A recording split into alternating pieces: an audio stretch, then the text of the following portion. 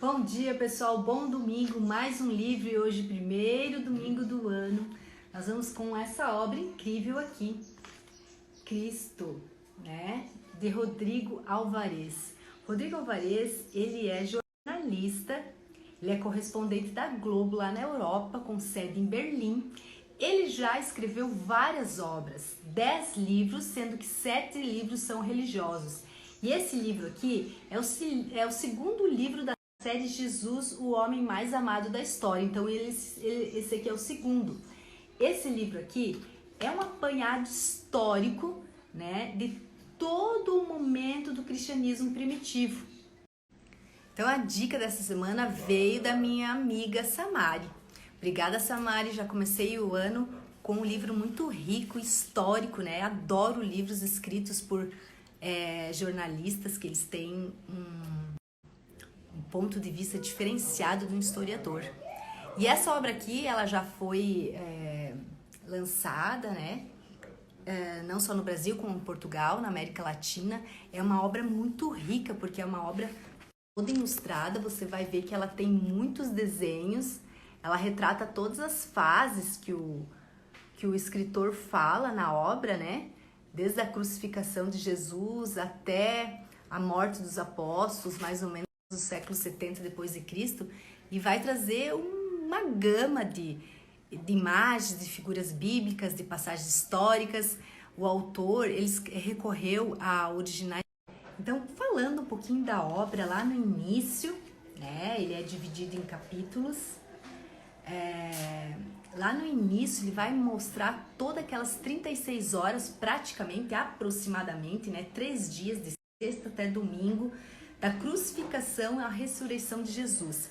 E naquele momento de terror, foram terríveis horas, né, ele vai retratar toda a angústia, todo o medo dos apóstolos, né, o que iria acontecer com os apóstolos após isso, né.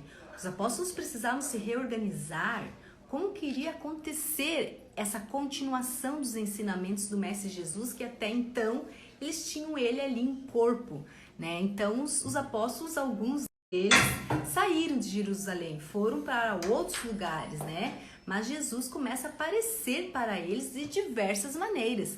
O escritor vai retratar esses momentos mágicos.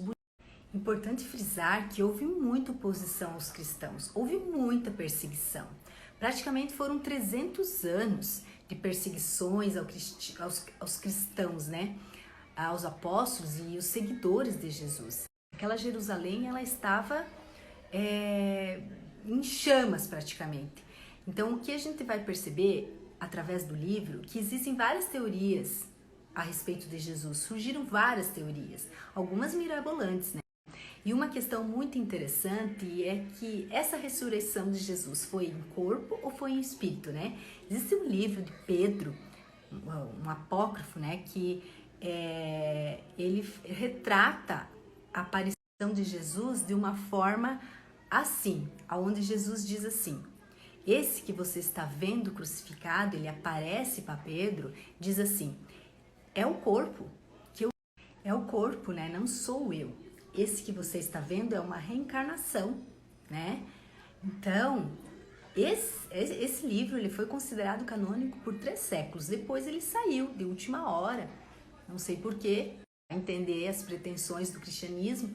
Mas assim, até Maria Madalena, que foi a primeira mulher a conversar com Jesus, quando estava conversando não sabia que era Jesus. Então ela estava conversando com o Espírito de Jesus.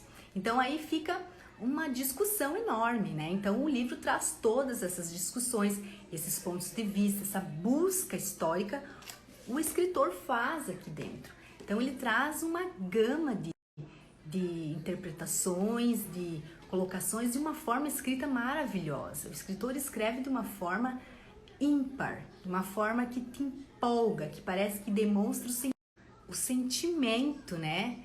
Dos apóstolos, o que eles estavam pensando. Então ele conversa com você, leitor, ele te demonstra, ele faz uma presunção, penso eu, do que os apóstolos estariam sentindo, né? Para quem já leu esse livro aqui, que eu considerei o melhor livro do ano passado, vai fazer uma busca incrível, porque se você já leu isso aqui, você vai complementar essa obra aqui, Porque esse livro aqui ele vai mais profundo no sentimento, né? Ele traz algo que não está nos livros, né? Então, assim, essa obra de Rodrigo Alvarez é uma obra muito rica, uma obra que demonstra muita pesquisa do escritor. E ele vai trazer também um questionamento muito grande a respeito do Jesus humano. Esse Jesus humano, Jesus estava ciente mesmo que ele iria ocorrer, passar por essa ressurreição? Jesus de fato sabia que ia ressuscitar? Então ele faz esse... Outro ponto interessante que o escritor traz na obra é o questionamento sobre o Jesus revolucionário. Que tipo de revolução interna e externa que Jesus criou? A mudança drástica no comportamento do ser humano que estava ocorrendo até então. A tortura era um método da época, né? A gente percebia que a forma que eles encaravam o ser humano, a morte do ser humano, o apedrejamento, o enforcamento, crucificação, era tudo uma forma natural, era uma morte bruta. Então, a revolução que Jesus trouxe no amor, a vida humana, o amor, de uma forma diferente, né? Essa revolução. Outra passagem interessante na obra é o encontro de Jesus lá no poço com a samaritana, né? A gente sabe que a samaritana, ela era uma estrangeira. E os hebreus, eles não gostavam dos samaritanos, né? Os estrangeiros, ela não era judia. Então, ela tinha 5 maridos, ela não era muito benquista lá naquela localidade. Jesus conversa com ela e propõe esse acolhimento, esse amor. Isso é um exemplo, né? Essa passagem histórica, né? Um exemplo que demonstra por que Jesus era tão forte, né? A mensagem que ele trouxe do amor ao próximo, né? Uma mensagem que mudou o mundo, né?